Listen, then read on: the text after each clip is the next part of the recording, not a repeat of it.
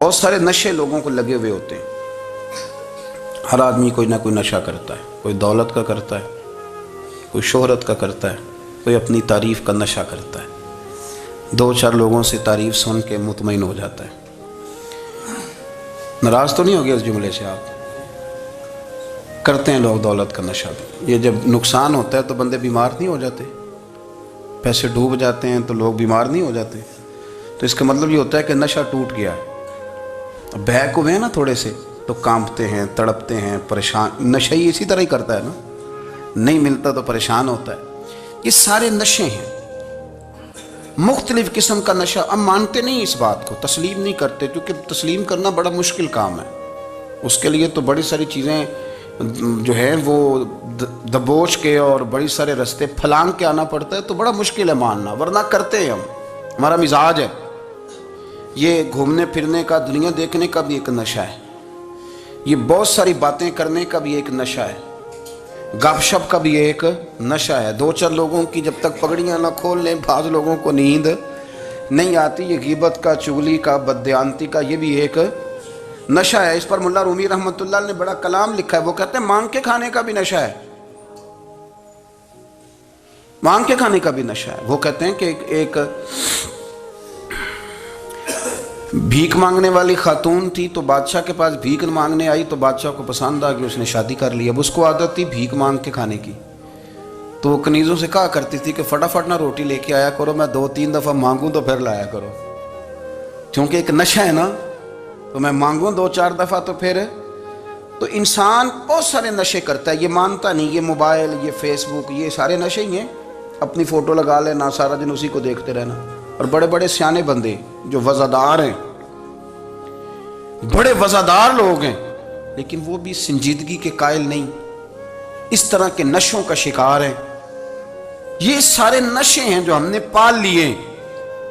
ہمارے صوفیاء, ہمارے بزرگ فرماتے ہیں کہ تم اس طرح کرو, اگر سارے نشوں سے بچنا چاہتے ہو تو سجدے کا نشہ شروع کرو. سجدے کا نشہ شروع کرو. یہ نا اقبال کہتے ہیں, عطار ہو, رومی ہو, رازی. آپ بات کو سمجھیں. عطار ہو, رومی ہو, رازی ہو, غزالی ہو, کچھ ہاتھ نہیں آتا بے آہ سحر گاہی. کہتے بہت بڑا صوفی ہو جیسے فرید الدین عطار تھے, بہت بڑا تصوف کا امام ہو جیسے امام غزالی تھے, بہت بڑا تفسیر کا استاد ہو جیسے امام رازی ہو. عطار ہو, رومی ہو, رازی ہو, غزالی ہو, پر کچھ ہاتھ نہیں آتا بے آہ سحر گاہی. اگر سویرے اٹھ کے روتا نہیں نا اللہ کی بارگاہ میں, اگر تہجد نہیں نہ پڑھتا, تو کچھ ہاتھ نہیں آتا بے آہ سحر گاہی. پھر اس کو کوئی چیز نصیب. میری بات کی سمجھ آ رہی ہے آپ حضرات؟ جب تک آپ سویرے نہیں اٹھتے, آپ اللہ اللہ نہیں کرتے, آپ کو نوافل کا چسکا نہیں, عبادت کا مزہ نہیں. فرمایا میری عبادت کرو, یہ شوق پیدا کرو, میں نے تمہیں پیدا کیا ہے. ہم لوگوں کے نشے ہیں, مختلف نشے ہیں, بڑا عجیب رنگ ہے. محفل کی صدارت کرنے والے بڑے پیر صاحب, بڑے القابات, بیچ میں سے بندہ تلاش کرنے سے بھی نہیں مل رہا, اتنے بڑے لقب ہیں اس کے. لیکن وہ ساج سنور کے 2.5 گھنٹے بیٹھا رہا محفل میں, اور نماز کا وقت آیا تو اس نے مختصر سی پڑھی, وہ نکل گیا. ہلکے سے سجدے کیے. اتنا بڑا عشق رسول, نعت خواں, ہو کیا بات ہے. اور عشق رسول کا بہت بڑا پیغامبر, بہت بڑا مبلغ. اور بیچارہ سمجھ ہی نہیں سکا کہ اللہ کے رسول نے فرمایا تو نماز پڑھ, میری آنکھیں ٹھنڈی ہو جائیں گی. تو یہ نشے کے عادی تو ہیں, پر حقیقت کے قائل نہیں ہیں. یہ بس ٹھیک ہے, خوابوں کی دنیا میں لوگ زندہ ہیں, پر جن کو یہ جو نشہ تھا نا عبادت کا, یہ میرے رسول پاک کی چاہت ہے, یہ میرے نبی کریم علیہ السلام کی. آپ دیکھیں نا, حضور مہینوں جا کے غار حرا میں بیٹھتے. کیا وہاں تبلیغ کرتے تھے؟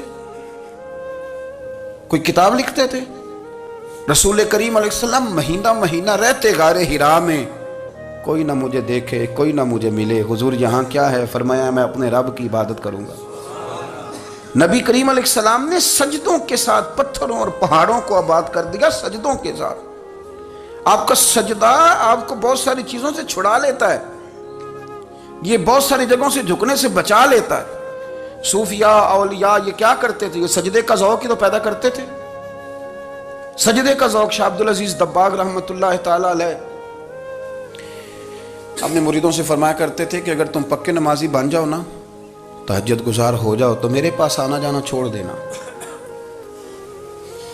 عرض کی حضور کیوں؟ فرمایا میں تمہارے اور رب رسول کے راستے میں رکاوٹ نہیں بننا چاہتا، اور میرا مقصود ہے تمہیں وہاں تک پہنچانا۔ جب پہنچ گئے تو پھر میری ضرورت ختم ہو گئی۔ ہاں کبھی وسوس آئے، شک پیدا ہو، تکلیف ہو تو آنا، ورنہ میں نہیں چاہتا کہ میں رکاوٹ بنا رہوں۔ تم اللہ اللہ کرو، اس مالک کو راضی کرو۔ میرے رسول پاک علیہ وسلم نے فرمایا بندہ اللہ کے سب سے قریب اس وقت ہوتا ہے جب وہ سجدے کی حالت میں ہوتا ہے۔ کس کے قریب ہوتا ہے؟ اللہ کے سب سے قریب ہوتا ہے۔ وہ بڑا نیڑے ہے رب کے، بڑا قریب ہے، اس لیے کہ وہ حالت سجدہ میں۔ وہ جب سجدے کرتا ہے نا، اس کی بارگاہ میں جب جھک جاتا ہے، آپ ذرا سجدے کی کیفیت دیکھیں نا، زبان بھی یہاں ہے، آنکھ بھی یہاں ہے، کان بھی، عقل بھی ساری، اس نے سارا کچھ رکھ دیا سجدے میں۔ آپ وہ کبھی پیچھے جائیں تو دیہاتوں میں کہا جاتا تھا ناک سے نکیرے نکالو، بہت بڑی سزا ہوتی تھی نا، ناک سے نکیرے نکالو، بڑی سزا ہوتی تھی۔ تو اس نے کہا مالک مجھے کسی نے کہا نہیں، پر دیکھنا میں نے رکھ دی ساری عقل سجدے میں، اور رکھ کے کہا کیا؟ سبحان ربی یا اللہ، اللہ میں پست ہوں تو اعلیٰ ہے، اللہ تو میرا رب ہے اور تو سب سے اعلیٰ۔ اتنا، اور فرمایا جب یہ اس کیفیت میں ہوتا ہے تو پھر یہ اپنے رب کے قریب ہوتا ہے۔ کثرت عبادت، نوافل۔ ہمارے ہاں عمرے کی قرآن اندازی محفلوں پہ ہونے لگ گئی ہے، حالانکہ حدیث سے ثابت نہیں۔ میں دوستوں سے کہتا ہوں جائز ہے، کرنی چاہیے، عمرے کی قرآن اندازی جائز ہے، پر کسی حدیث میں نہیں آئی کہ قرآن اندازی کرو عمرہ کرو۔ حدیث میں قرآن اندازی یہ آئی ہے کہ نبی پاک علیہ السلام نے فرمایا تمہیں پتہ چل جائے نا پہلی صف کا ثواب کتنا ہے، تم قرآن اندازی کرو۔ عمرے کی قرآن اندازی کا تو پوسٹر چھپتا ہے، تو یہ والی قرآن اندازی کب ہونی ہے؟ ہونی چاہیے کہ نہیں؟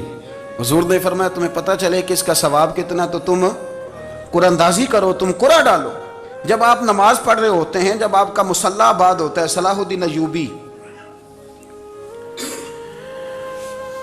ایک بزرگ سے ملاقات ہو گئی، بیت المقدس پر قبضہ تھا عیسائیوں کا، تو صلاح الدین بڑے پریشان تھے۔ وہ بابا جی کہنے لگے پتر کیا ہوا؟ کہنے لگے حضور پتہ چلا ہے دشمن کے 2 بحری بیڑے اسلحہ لے کے آ رہے ہیں، مسلمان پہلے ہی کمزور ہیں، اور اب اگر 2 بحری بیڑے اور آ گئے تو حضور مسئلہ بن جائے گا۔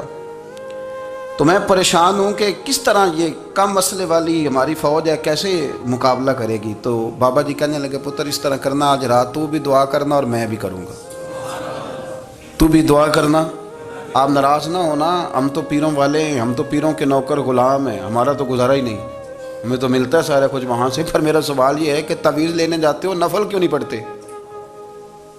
رات اللہ اللہ کیوں نہیں کرتے؟ یہ بھی تو ہمارے بزرگوں کا ہی طریقہ ہے، انہوں نے تو ہمیں سکھایا ہے۔ صلاح الدین ایوبی سے بزرگوں نے کہا کہ رات آج نا اللہ اللہ کرنا، تو میں تیرے لیے دعا کروں گا، تو بھی دعا کرنا۔ تو بندہ جب دکھی ہوتا ہے تو سجدہ کرتا ہے، تو پھر ہی تو مصلی بھیگ جاتا ہے، پھر ہی تو مزہ آتا ہے۔ سکھی بندہ تو کعبے جا کے نہیں روتا، دکھی تھے، تکلیف تھی، تو سر رکھا سجدے میں تو تڑپ گئے۔ اور وہ بابا جی کہتے ہیں میں مسجد آیا تو صلاح الدین چیخے مار کے رو رہا تھا اور کہہ رہا تھا مالک میں کوئی اپنی شان کے لیے تو نہیں نہ لڑ رہا، اللہ کو میں کوئی قبضوں کے لیے تو نہیں لڑ رہا، مالک تیرے لیے لڑ رہا ہوں، مجھے بے آبرو نہ کرنا، میری مدد فرمانا۔ کہتے ہیں میں آیا تھا کہ مسجد میں دعا کروں گا، پر صلاح الدین ایوبی کو روتے دیکھا تو میں لوٹ گیا۔ تو سویرے صلاح الدین ملے تو بڑے خوش تھے۔ میں نے کہا پتر کیا ہوا؟ کہنے لگے حضور وہ بحری بیڑے 2 آ رہے تھے نا اسلحہ لے کے، دونوں ڈوب گئے پانی میں، پانی میں ڈوب گئے۔ تو بابا جی کہنے لگے صلاح الدین وہ پانی میں نہیں ڈوبے، وہ تیرے آنسوؤں میں ڈوب گئے، وہ غرق ہو گئے، وہ جو تو نے مصلی بات کیا تو وہ تیرے آنسوؤں میں ڈوب گئے، وہ غرق ہو گئے، وہ تباہ، اتنے قیمتی تھے تیرے آنسو کے بہا لے گئے دشمن کے بحری بیڑوں کو۔ میرے بھائی ٹھیک ہو گیا جی، میرے عزیز سمجھ لیں اس بات کو ہمیشہ کے لیے، اور اس پر غور کرنے اچھے طریقے سے کہ میرے رسول کریم سید عالم صلی اللہ علیہ وسلم نے نا ہماری توجہ دلائی، حضور نے ہمیں بتلایا، ہمارا ذوق بڑھایا عبادت کی طرف۔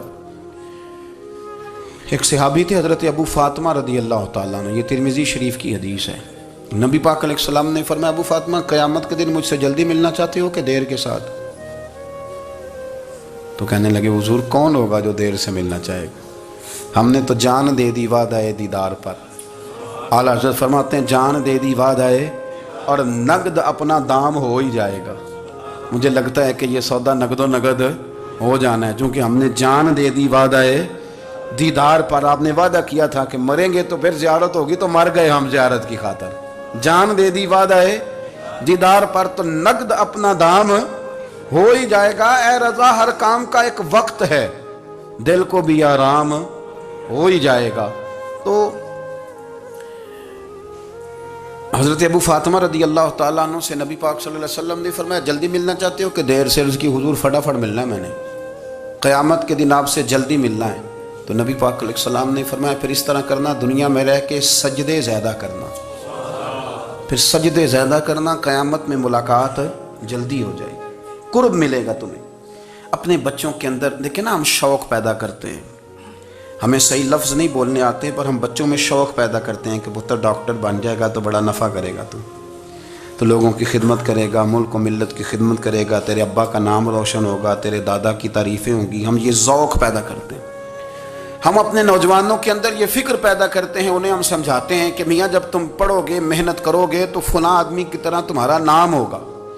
ये जितना ज़ौक़ हम बच्चों के अंदर इन चीज़ों का पैदा करते हैं, हमें हुक्म है किसी तरह हम ज़ौक़ पैदा करें कि पुत्र नमाज पढ़ेगा तो अल्लाह राज़ी हो जाएगा, तो सजदा करेगा। देखे ना, मेरे रसूल करीम अलैहिस्सलाम ने फरमाया, 7 साल के बच्चे को मस्जिद लेके जाओ, यानी उसे शौक़ दिलाओ, उसके अंदर ये खासियत पैदा करो कि उसका दिल करे मस्जिद में जाने का, उसके अंदर ये खुसूसियात लाओ कि वो हमारे यहाँ ना हर चीज़ को प्रमोट किया जा रहा है, हर चीज़ को, यानी सुर संगीत सिखाने के लिए एकेडमियां बन गई हैं, हर शय प्रमोट हो रही है। इबादत का जज्बा कम होता जा रहा है, अल्लाह अल्लाह का ज़ौक़ हमारे अंदर नहीं रहा। और इतना मुश्किल हमने अपने लिए बना लिया है कि वो बंदा जो बड़ी ज़बरदस्त मज़हबी गुफ्तगू कर रहा था और तगड़ी बात कर रहा था, क्या बात है, लेकिन नमाज के बारे में कमज़ोरी दिखा जाता है, नवाफल के बारे में वो चुपके से निकल जाता है।